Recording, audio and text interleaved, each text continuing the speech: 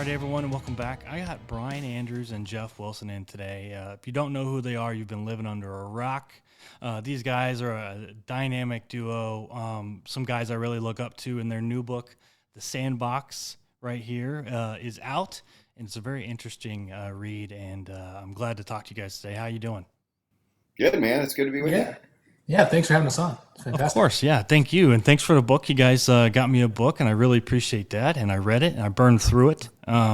It was absolutely excellent, and I've heard you both say it's a bit of departure for you, but I disagree.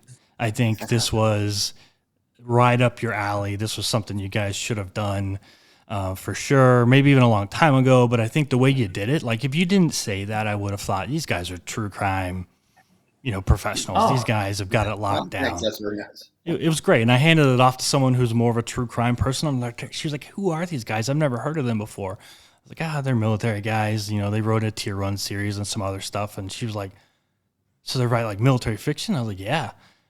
How do they write this? I was like, they're that damn good. I mean, what can I say? It was just excellent, man. So Well, kudos to thank you you so guys. much. So the last time we chatted was before Dark Fall came out, and it came out, and then you had Dempsey this February, which was huge and massive, and it was an awesome return to that. But since then, you dropped the Sandbox, and been some big news in the Clancy world that we'll talk about a little later. But what I want to ask you guys a little bit about is how the idea of the Sandbox kind of came together. Like, what was the inspiration behind doing something that you call kind of a departure for you guys? I mean, it's intellectual curiosity, right, Brian? I mean, it's mm, it.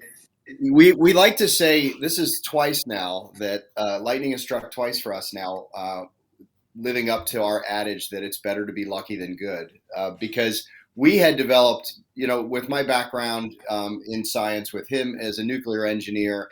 Yeah, we both have served in the military, but with our education and backgrounds, we've always been very curious about technology. And I guess 2.5 years ago, we had the idea for this story before AI was buzzing Mm, everywhere.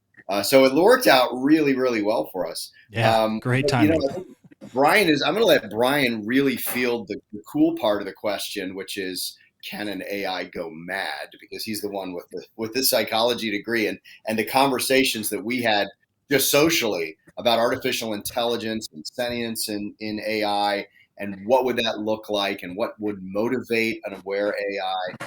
And then from that, it became, what if an AI went mad, and what would that look like, and what could mhm. cause that? And that was sort of where it became a book instead of just a social conversation, right, Brian?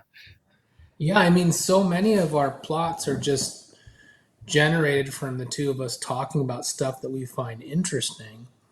And in the case of artificial intelligence, we had seen, that it was making inroads in the defense space. And I remember I read a book called Superintelligence. I think it was recommended by Musk years ago, written by a dude named Nick Bostrom. And the idea was basically, well, what happens if you have an AI that becomes as smart as a human? And Bostrom's, he's a technophile, and his argument is sort of that, if an AI is as smart as a human, it's going to think so much faster than us that, you're sort of too late at that point. You can't outthink it. It's going to work faster than you, so you're kind of at its mercy. And he's been sort of you know, an advocate that you can't put the genie back in the bottle. So after the superintelligence happens, it's too late to act. We need to act in advance. We need to be thinking about ways that we constrain or program an artificial intelligence with either its morality or a sense of, respect for our laws and our culture. And so with that, when Jeff and I are having that conversation, we said, well, how do you do that? If you created this AI and you're trying to train it or teach it, how do you know if it's listening to you? How do you even know if it has the same values? Is it logical? Does it think like we think? And that started the sandbox conversation of, how do you decide if something's sane, insane, logical, moral when it's an AI. That was the germ of the idea for Sandbox. So I talked to Jerome Preisler. He writes in the Clancy Net Force series earlier this year, then again Yeah, at yeah. Thriller Fest, and me and him talked AI. And he told me about a story where a guy sat down with AI like a year ago and just had a conversation just like this. And it started off just fine. Over the course of 2.5 hours, the AI kind of guided the conversation into this very dark place. Or then it started talking about suicide and some very very dark things, and this guy stopped the conversation and was just like, he was looking at the like the audio transcription of it and was like, this thing just totally guided me into this very dark direction. And I was like, that is horrifying that you can just have a conversation with a computer like that and it just kind of, it could do it so well that you didn't notice. Like, that's almost kind of disturbing. And then I've read some stories. I read about the Air Force having some problems where they were trying to tell a drone operator that was backed by AI to go attack a target, but under certain parameters. And it kind of pushed back and said, well, I don't like those parameters. So I'm going to take you out, controller. And they said, oh, you can't do that. You'll lose points. So then the drone said, well, if I can't do that to you, then I'll cut off your water supply, your electricity, your internet, and all that stuff. So then you're irrelevant to me. And I'm like, how the heck is it thinking of that? Yeah. And it's so It's scary. crazy. It's crazy, right? And then you ask yourself, at what point are these? At what point is that sort of intellect, or that sort of, not even intellect, that kind of reasoning? At what point is it original? At what point is it an individual being creative versus consuming massive information at frame rates 1,000 times faster than the human brain is capable, and mimicking things that it's read, Yes. books and articles, and it's got at its fingertips, if it's out of its sandbox and on the web, it has at its fingertips the world's body of knowledge. And so that was one thing that was fascinating to us, and something we try to incorporate into this book is that idea of where does it start and stop with being an actual, aware, self-aware intellect versus an amazing program that's imitating the human condition rather than recreating it. And so we grapple with that. It's something that's fascinating. Of course, it's in the news now. And I remember the drone thing, and we read that article, and we were like, "Oh, that's good," because we actually Yeah. have a book coming out in November that has an AI platform in a defense drone that's part of the plot. It's not about a sentient AI, but it's something that the bad guys use to their advantage. But it's all very fascinating, and I think that the risk is, now we wrote a thriller novel that we hope makes people think and is exciting, but people shouldn't take away from this conversation that either of us are anti-AI. We, like I imagine you, Jeff, really want to know that there's some safeguards for the situations like we're talking about, but Mm-hmm. used properly, the potential for artificial intelligence to enhance the human condition is almost immeasurable. And Brian and I have had these conversations too. Examples such as the battle space, intelligence gathering. There's the unclassified information about Task Force 59 suggests that artificial intelligence is the most important part of linchpin of this network. We have all of these sensors and drones and UUVs and USVs and planes bringing all this data in about maritime movement, but it's so many billions of pieces of information that without an artificial intelligence programmed to look for certain things and patterns to collate it down into something digestible, it's almost pointless. Right.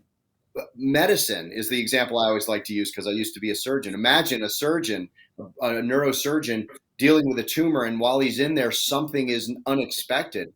And in his earpiece, he has the world's body of literature on brain tumors at his fingertips. And I truly believe that the cure for cancer is likely to come from artificial intelligence, collating all of the known body of experience with cancer research and sifting through it in a way that says this is what is working and this isn't. So I'm barfing out a lot of examples, but there's tremendous utility in artificial intelligence.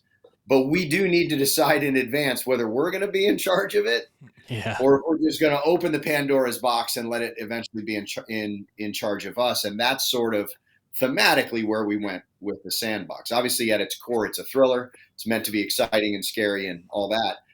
But there are everything that is in there is based on scientific fact. And so it should give people pause, I hope. Well, I'm a veteran just like you guys, and I love the military, but there's times where I go, man, we shouldn't do that.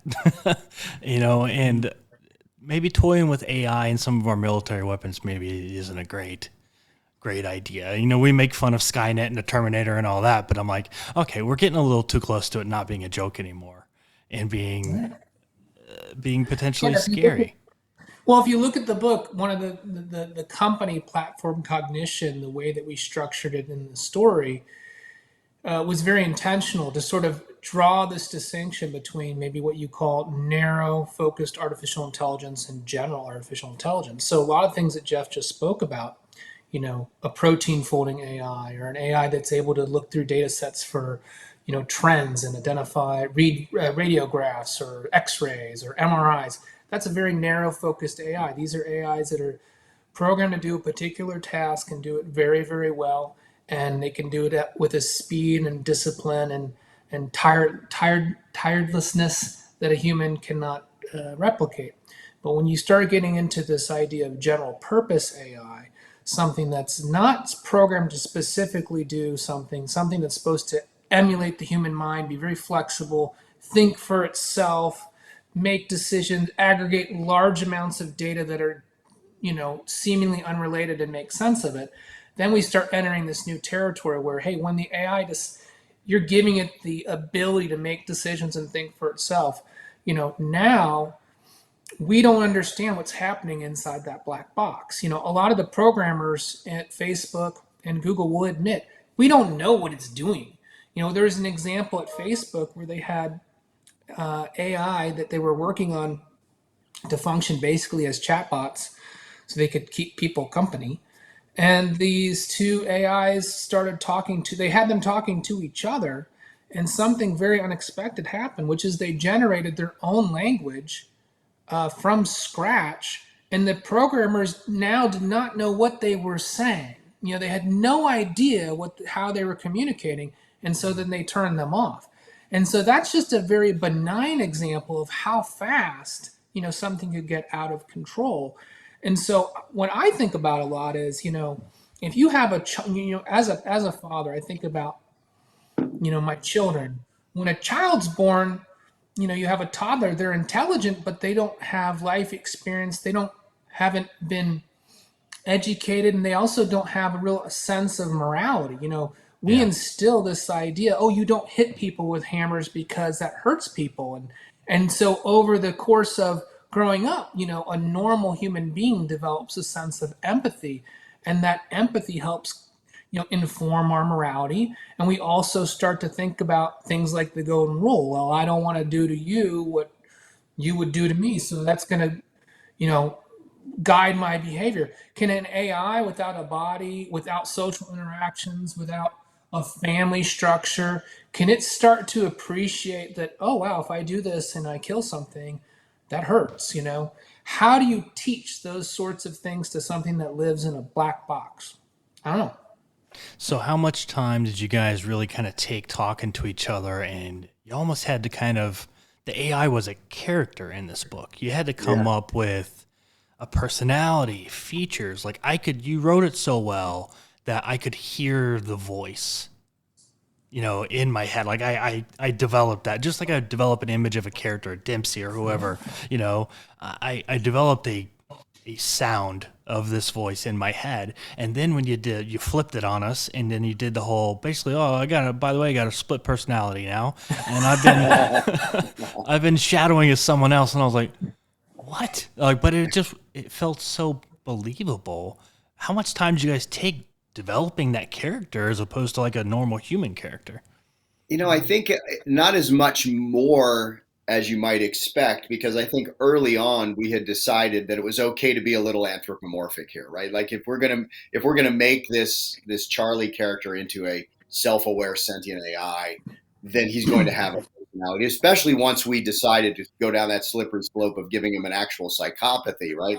If we're gonna make him the Hannibal Lecter of the story, he's gonna be way more fun if he's sarcastic and a little bit It's cruel at perfect. times and stuff. So early on, we had those kinds of conversations.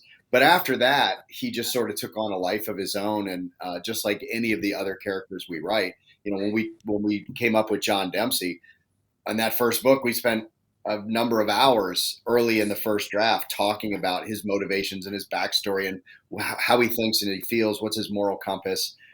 But by halfway into that first draft, we knew him, and he was able to tell us, here's what I would do. And that did happen with Charlie also. So we gave ourselves a little license to be anthropomorphic in that way, and that made it a lot more fun. I will tell you, just like a Hannibal Lecter, he was one of the most fun characters we've probably ever written. And then giving him the alter ego, his check and balance, the sane part of him that's trying to keep him from doing these bad things. That was, as a writer, and because I know we're all writers here, that was delicious. Oh my God. I did one of those. Like, as soon as I read it, like I think I was sitting on the couch and I was reading it, and I just did that. My wife was like, "What? Are you okay?" I was like, "Oh my God, you're not gonna believe this." And she's like, she's on her iPad doing her notes for her practice and all that, and I was just like, oh, "You don't know what you're holding in your hand." Like, but I loved it. Because you had me hooked. And I thought, I just don't know what this thing is going to do. What is this thing going to do? What is the point? Like, what's going on? Like, everybody, it felt like something was guilty of things and nobody could figure it out. And I was just waiting for like that seal to kind of break. And then that's when that flipped and did that. And I was like, okay, now I got it. And then as you go further into the company, and then you guys kind of dipped into this multiverse kind of thing, which was I was a little like surprised by that. I was like, okay, where are these guys going? But I like how you went into the psychology of what if AI does more than just kind of take a part in our life communication wise. Now, what if they're in control of the psychology side of it, where now they're impressing what they want us to see on us? As Charlie's trying to figure out who am I and what is my purpose, right? He's going through the same exercise I think that everybody does. Why am I here? What is my purpose? And, he starts to come to the conclusion that my purpose is to govern. My purpose is to lead. My purpose is to inform and to teach.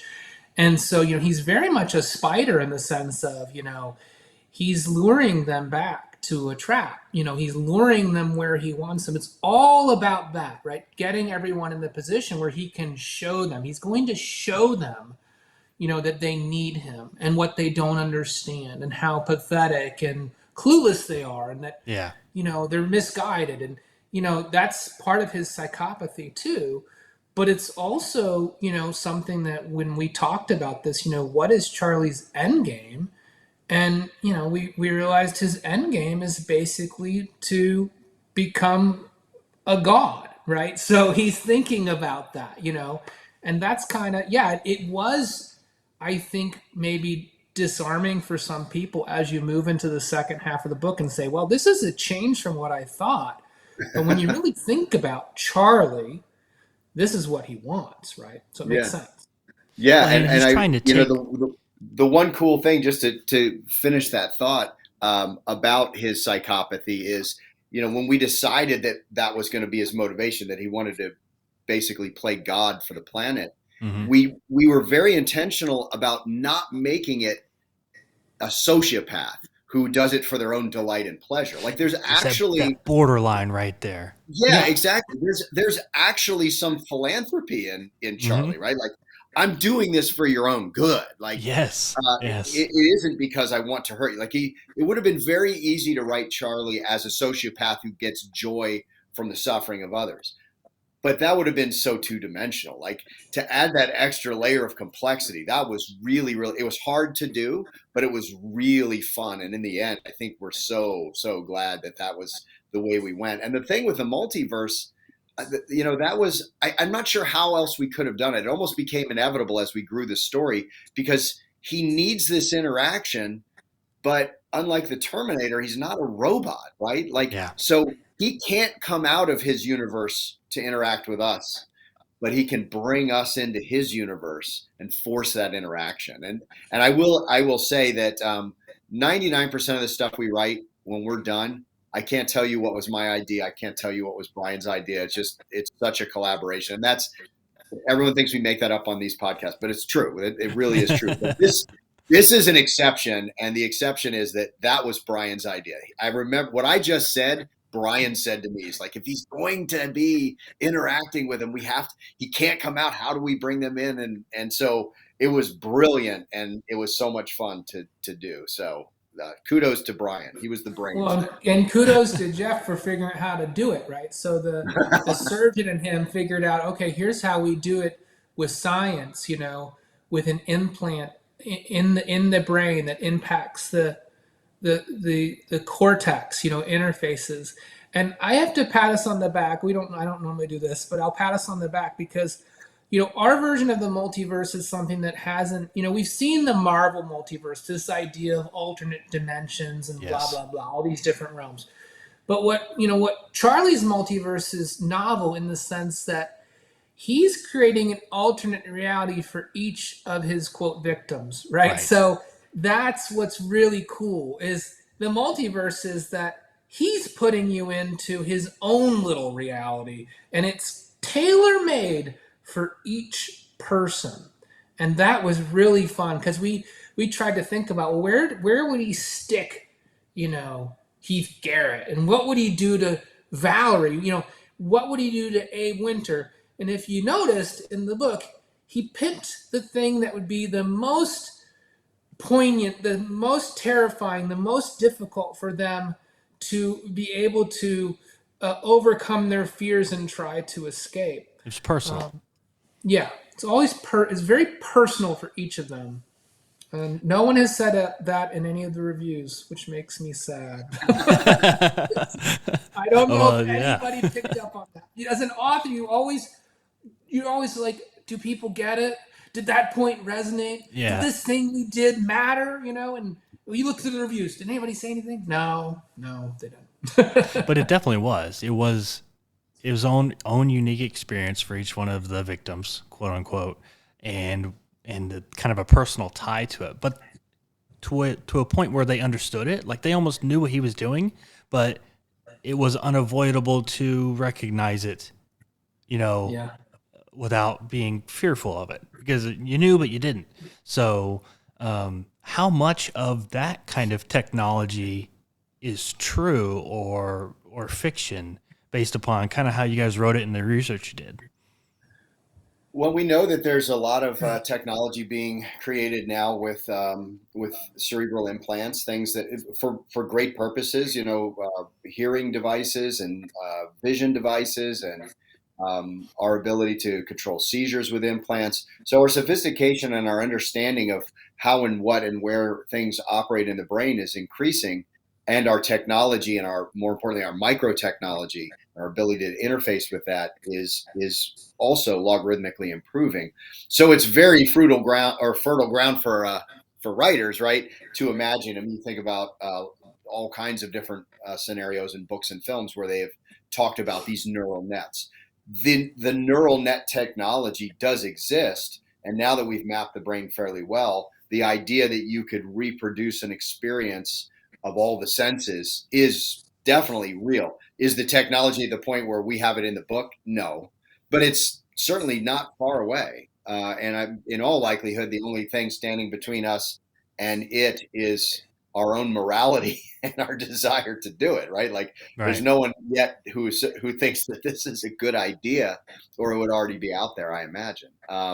So yeah, I mean, it's for real things that could work, even if it isn't out there right now. But it's kind of creepy, right? A little bit creepy. Well, yeah, because 10 years ago we thought of AI as it's just a movie kind of thing. Like it's a little bit of an enhancement thing that Microsoft and Google and them are working on, but it's just telling me what they want me to see in my web search history and things like that, and then it gets a little creepy. We have a discussion now about, let's say, firearms, and then next thing I know, on my Instagram, I got suggestions for more firearm related pages. It's like, who's listening? And then it goes a little further. Well, look where we've came. And now it's to a point where it's like, okay, this is real.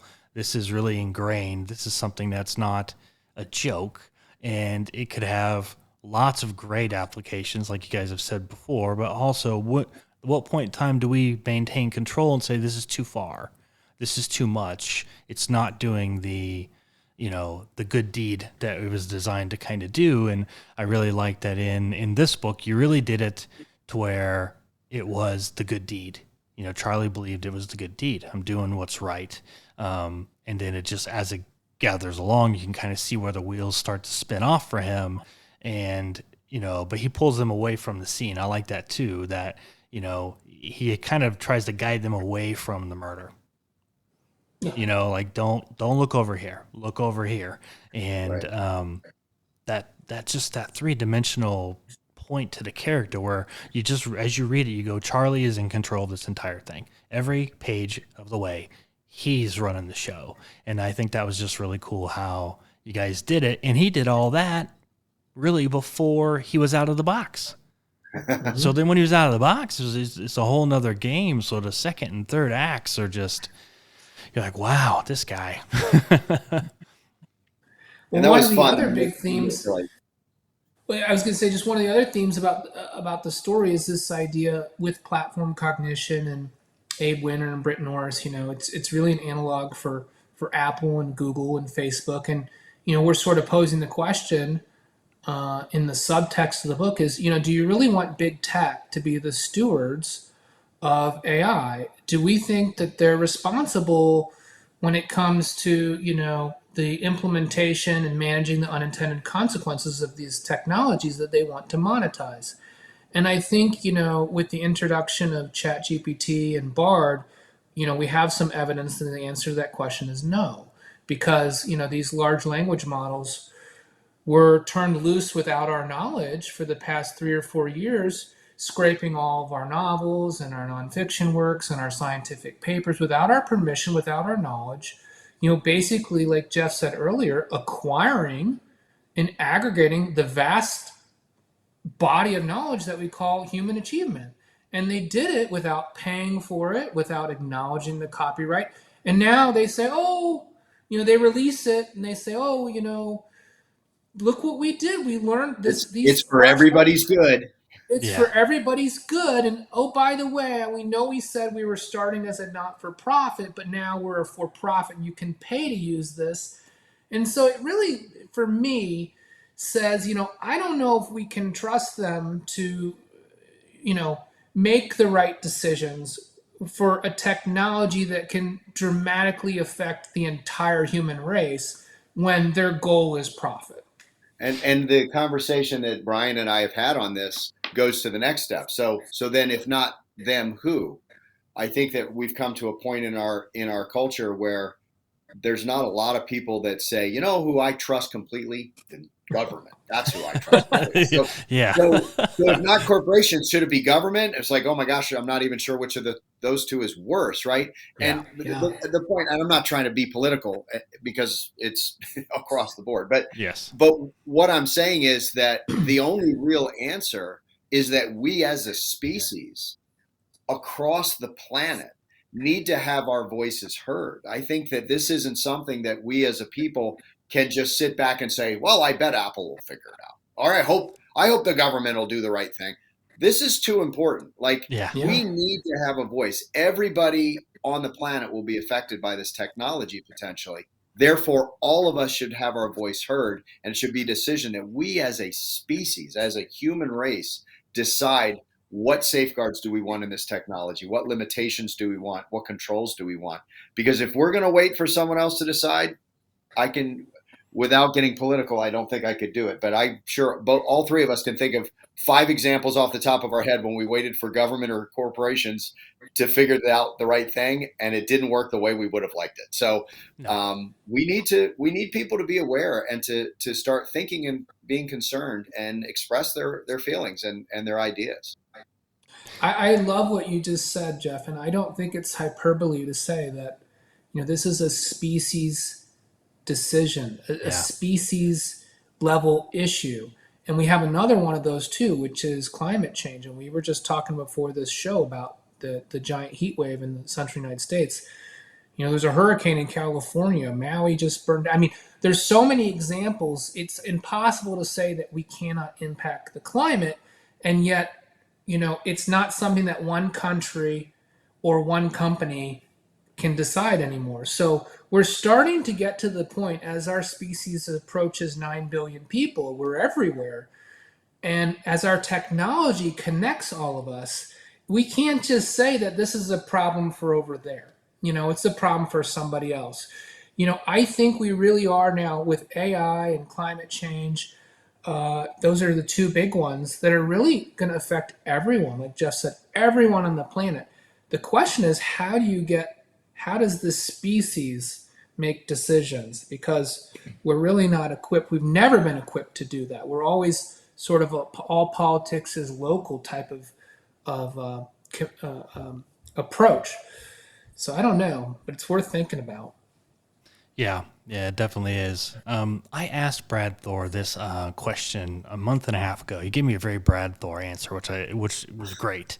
And I said, "What do you think AI poses, if it poses a threat, or what do you think of AI in the entertainment business, in writing, and the ability for let's say a publisher, not that they're bad people, but a publisher use AI instead of an author and say, I can write a book and then hand it to an editor and I've got a book. I've cut out the author. I cut out the agent."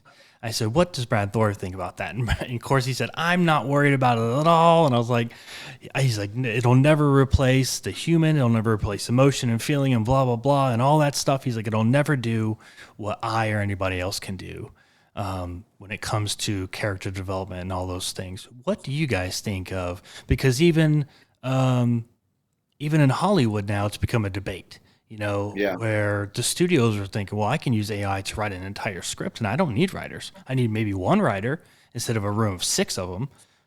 Do you guys think this has a home in entertainment or no? I hope not, obviously, because it's how we make a living. But I would say that I love Brad, but I don't entirely agree with him on this one. I think that he's right today. If you look at some of the things that are being created by artificial intelligence in the written word space, it's good, but it's not great. Right. So it's it could write a novel and it would be an okay novel, and you'd be like, that was okay. So it doesn't quite have the ability yet, but will it? I don't know what would stop it from being able to, right? Because if this AI if you program an AI, say, I want you to learn everything there is about writing a book, and it consumes everything that's ever been written on the topic of writing books, and then consumes every book that's ever been written, I would imagine it's going to be able to come pretty close. Can it ever really capture the heart and soul? The soul part of me wants to believe no, but I bet it can come close enough. And so I think what happens at some point is it becomes a marketing question, because you have to convince the consumer at some point, look, you have these 2 books you can choose from. One was written by an AI and one was written by me.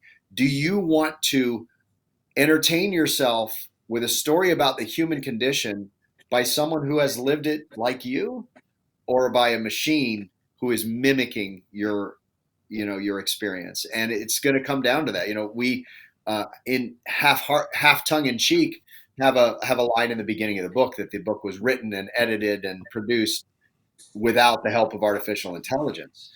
That was tongue in cheek in this book, but I imagine you're going to find that in the front matter of books as a matter of routine in the not so distant future, if this is allowed to become a way that we supplant writers to create our IP. And in the Hollywood space, it's a different story altogether, because creating a story and creating a dialogue is not the same.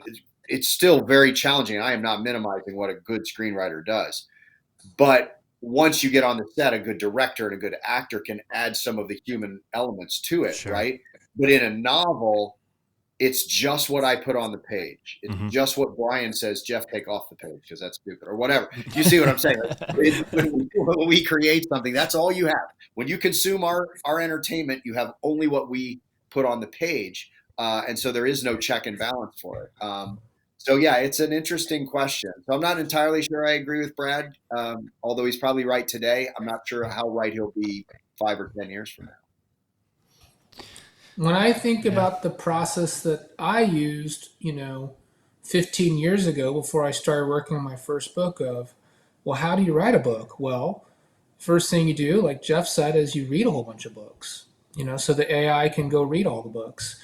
And then you read a book on writing. Well, you read a book written by somebody who's figured out how to write a modern thriller.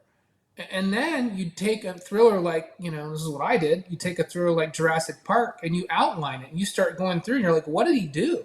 So you teach yourself by looking at previous work, what are the elements that make a good thriller? And then you say, oh, well, what did Shakespeare do? Oh, he used the 3-act structure. What's the 3-act structure? So you educate yourself in the craft. Why is it so hard to believe that an AI couldn't do that? I mean, I logged into ChatGPT and asked it to write me a 1,250 word blog post about, the art of writing, and it wrote a pretty freaking good one, And I was like, wow, and it even had some elements that took me by surprise. Like there were elements in there, like where it was like trying to encourage the would-be reader, like, it's hard writing a book, but you can do it. Just don't give up. Well, that's what the sort of thing that bloggers put in their posts so that you feel good after you read the article. And it did that. It did that without me telling it. I just said, write a 1,250 page blog post. I wanted to see how it organized its thoughts. And so, yeah, I mean, like Jeff said, maybe not today, but I don't see why tomorrow it's not possible. And if there's an opportunity for a particular publisher to say, well, I don't have to pay in advance and I don't have to pay royalties, like you said, I just put in the idea and the editor edits it and we give it a, what's it called? Like a little avatar picture, a cute little avatar. And this is our new writer, our house writer. I see it as very possible. I think the issue is going to be, and Jeff, you said it just a minute ago, it's marketing. You can market Andrews and Wilson. You guys got, a gear on your website. You've got a face. You do podcasts, things. The fans have accessibility to you, so they get to know more beyond the words in the pages. Well, what are you gonna do? Have AI on as a podcast guest? Hey, tell me how you developed the book. Are they going to be able to generate that thought? Are they going to be able to hold that discussion and be able to basically pull back thought and say, well, this is how I came up with it? Charlie could. Charlie could.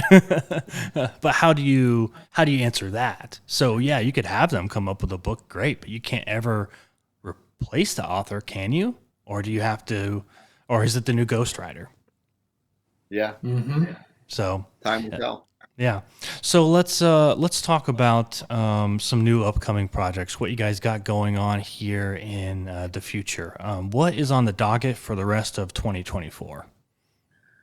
Well, let's see. What's out? Sandbox is out, right? Okay. So we have the next Sons of Valor book coming out in November. We're really, really excited. We tend to write our novels, as you know, Jeff, we've talked about this before.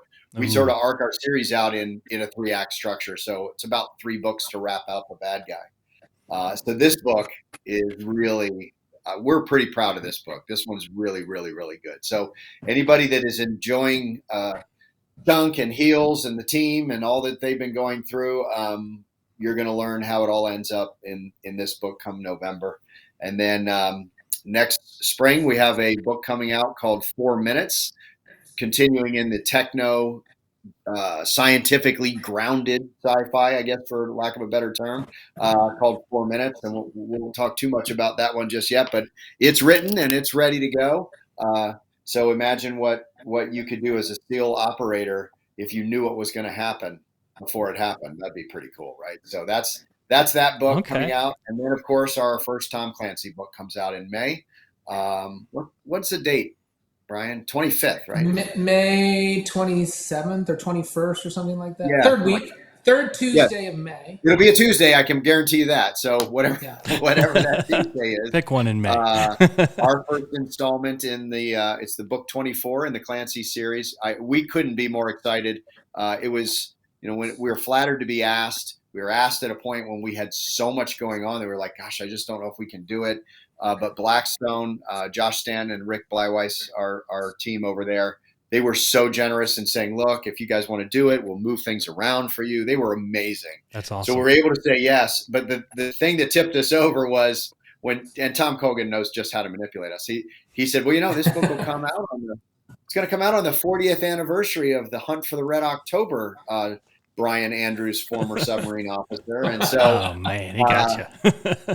What a thrill to write the book that will fall on that anniversary. And without any spoilers, we wrote a book that definitely, we believe, pays homage to the first Clancy thriller, Hunt for the Red October. So we're super, super excited about that. That's going to be fun. And then I don't know what comes after that. The next Tier 1 book comes out. Tier 1, book 8. Is there going to be a sequel to the Sandbox, or kind of a continuance of that thought and that story? We definitely hope open for that. Yeah.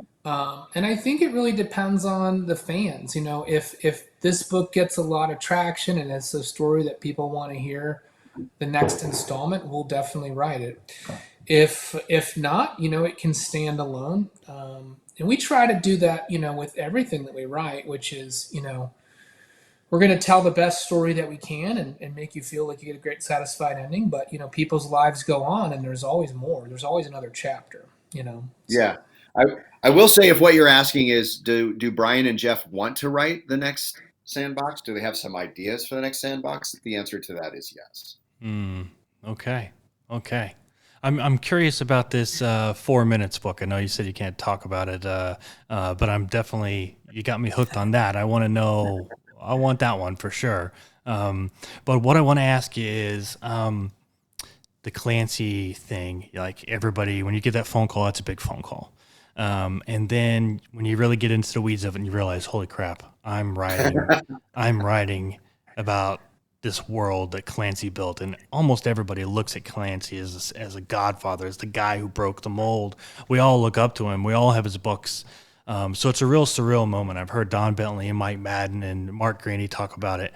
What was it like for you guys? And then what was it like when Tom dropped the bomb, like, oh, hey, by the way, remember Hunt for Red October, that book that made all this possible? You guys got to do something to kind of tip your hat to that, by the way, and make it a big deal. What was kind of like the pressure like, real quick? Well, the one fun thing I would say is that, for the whole Tier 1 and Sons of Our series, Jeff's always like, when are we going to do something cool with the submarine? When are we going to put a submarine in there? Come on, Brian, let's write some really cool submarine stuff. Like, yeah, when the time comes, I'll know it when we see it. We'll know it's the time when. And, we never did. So 25 novels, we've never done it. Kicked down the road. And it is so funny that, we sort of saved all this submarine ammunition until this happened, And so, it's kind of a God moment. It's like, okay, it just happened. We finally have the opportunity.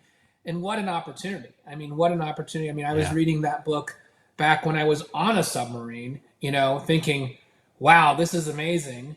And then to imagine that 20 years later, I'd be writing a book that's coming out on the 40th anniversary about submarines. It really is surreal. And I think, we had done the Rogue Asset book for the Griffin estate, and Tom was our editor for that. And, when we had that experience, Tom had already told us, don't try to write like Webb Griffin, because you can't. I just want Andrews and Wilson to write the best, Webb Griffin book that you can. And that was very liberating and freeing for us. So that same advice held true. We're not going to try to ape the master because we'll fail. So we just approached this as, we're going to write the best darn Clancy book that we can, but we're going to do it the way that we know how to do it. I will say, we'd be remiss if we didn't say thank you to the United States Navy because they made it so much Yeah. easier. We were able to engage with the Navy, and they were all in. The NavInfo East team that coordinates all this, Sublant met with us, the commander of the Submarine Forces Atlantic, three-star Nice. admiral met with us, spent time with us. He got us out to sea aboard a submarine. We got to tour another submarine. He flew us on a cot out to the Ford. We got to fly. Wow. We got to fly F-18 simulators with VFA 106 in Virginia Beach, but he made available to us these subject matter experts with the instruction, help these guys write a good book that's going to honor the force. And I will tell you, if this book resonates with people, you should be thanking the United States Navy more than us, because they gave us all the tools we needed to tell a really good story. And their support it's endless. Like everything we asked, they're like, yeah, we could do that. Yeah, we'll do that. Let me make a call. Let me fly you somewhere. It was incredible, the support we got. So if you read the book and you think, wow, this is a really, really good submarine book, then we're grateful, but it's more to do with the Navy than it is with us. Well, guys, want to be respectful of your time. Thank you so much for coming on here today. It was great catching up and talking with you guys. Super excited about the releases you got going on. I love the Sandbox. I hope you do a second one. So this is my official plea to Blackstone. Like, hey, you guys got to we have to get a second one. Like this was great stuff. And you guys said it was a departure. I disagree. I think it was right up your alley. You guys wrote it effortlessly, like you had intended to do it for years. So again, thanks for coming on. It was great to see you guys again. Anytime, Jeff. Happy to do it. All right, guys. Yeah, take care. Let's come back in the spring. We'll talk 4 minutes and Act of Defiance. Oh yeah, absolutely. I'll put it on the calendar. What 4 minutes is April? You said? Yeah, April and May. That's okay. The first time we've had books released that close together. There's about 7 weeks in between the two books. So. Okay, nice. All right. Well, thanks, guys. We'll chat again. Pretty soon we're gonna have a book come out every Monday, so you can look forward to it.